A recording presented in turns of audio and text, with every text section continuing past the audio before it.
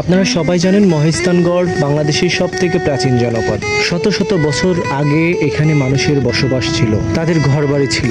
চিত্রে যেটি দেখছেন সেটা হচ্ছে একটা স্তম্ভের পাদদেশ, আর এই পাদদেশটা হচ্ছে স্তম্ভ মানে পিলার আর কি, এই পিলারের পাদদেশ। সেটা হচ্ছে এখানে লেখাই আছে, সেটা হচ্ছে নবম দশম কি একাদশ এই সময়কার পিলার হচ্ছে এটি। তো আমার কাছে বেশ চমৎকার লাগে। এটা হচ্ছে মহেস্থানগড় জাদুঘরের ঠিক সামনেই। আপনারা তো জানেনই যে স্টোন কয়েক প্রকার, ব্ল্যাক স্টোন, স্যান্ড স্টোন। এটা যেটা দেখছেন এটা হচ্ছে স্যান্ড স্টোনের পিলারের একেবারে লাস্ট পার্ট।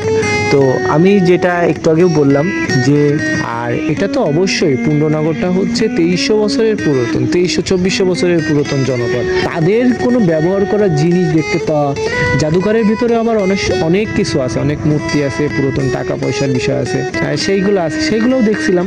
তো বাইরে হচ্ছে এইগুলা বাইরে রাখা আর কি, এইগুলা জাদুঘরের ঠিক বাইরে রাখা।